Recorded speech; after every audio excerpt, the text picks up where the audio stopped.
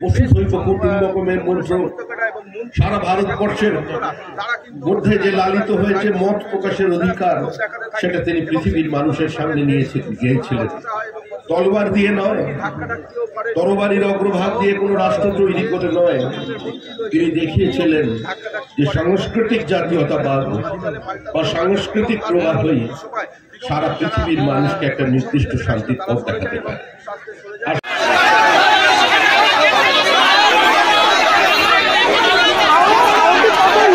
মাঠে Narendra cup football টুর্নামেন্টের উদ্বোধনে উপস্থিত হয়েছিলেন বিজেপি রাজ্য সভাপতি শ্রমিক ভট্টাচার্য, কিন্তু অনুষ্ঠান মঞ্চে দেখা দিল এক অস্বস্তিকর পরিস্থিতি।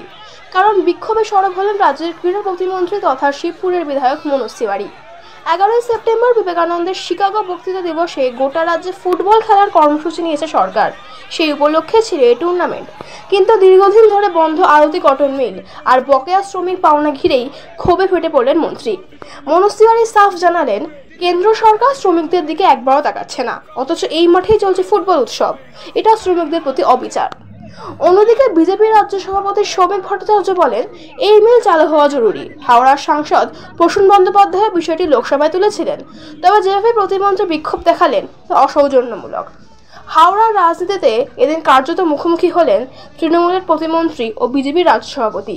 ফুটবল মাঠের উদ্বোধনী মঞ্চেই গড়ালো রাজনৈতিক সংঘাত। দেখুন, আজকের দিনে আমি কোনো বিভাজনের রাজনীতির কথা বলবো না, কারণ আজকের দিন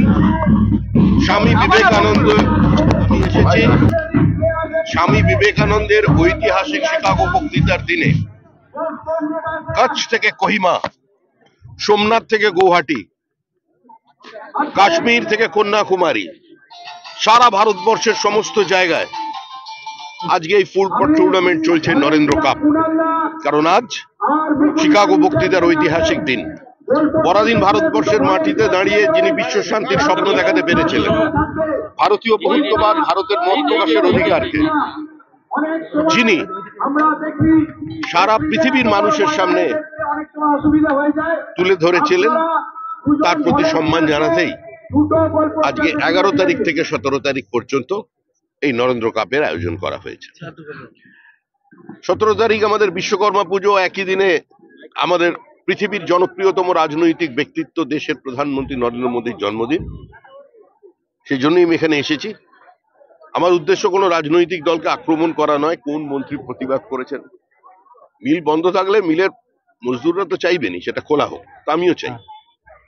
পশ্চিমবঙ্গে হাওড়াকে একসময় সেফিল্ড অফ ইন্ডিয়া বলা হতো। আমি হাওড়া থেকে আমার রাজনৈতিক জীবন শুরু করেছি। তো 40 বছর আগে বেলিলিয়াস রোড, বেনারস রোডে যে চেহারা দেখেছিলাম আজকে তা নেই। পশ্চিমবঙ্গের বহু কলকারখানার দরজায় শুধু তালা পড়ছে না, সেই জমিগুলো বিক্রি হয়ে যাচ্ছে। এই অবস্থার যাতে পরিবর্তন হয়, পশ্চিমবঙ্গে ভারী শিল্প যাতে একটা পুনরুত্থান দেখতে পায়, এখানে যাতে নতুন বিনিয়োগ আসে এবং সমস্ত বন্ধ কারখানার দরজার তালা খোলে কিংবা সেখানকার মেশিনের ধোঁয়া দেখতে পায় মানুষ, সেটা তো আমিও চাই। এই মিল যাতে চালু করা যায়, তার জন্য আমি এর মধ্যেই আমাদের এখানে যিনি সাংসদ আছেন প্রসূন ব্যানার্জি, তিনিও তুলেছিলেন আমি জানি, কিন্তু আমি এর টেক্সটাইল ডিপার্টমেন্টের যে অ্যাডভাইসারি কমিটি আছে আমি তার মেম্বার।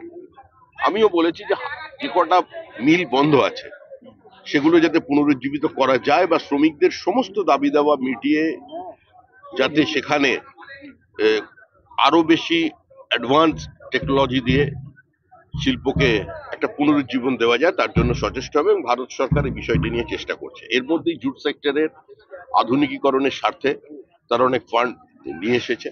অনেক ফান্ড আছে কিন্তু খরচা হচ্ছে না, সেটাও একটা বিষয়। কিন্তু সার্বিকভাবে সারা হাওড়ার শিল্পায়ন একটা নতুন গতিপ্রাপ্ত, এটাই আমরা চাই। আর আজকের দিনে কে বিক্ষোভ দেখালেন? শ্রমিকদের তো অধিকার আছে, বন্ধ কারখানা, তারা হয়তো আমাকে ভেবেছেন ভারত সরকারের প্রতিনিধি দেখাচ্ছে।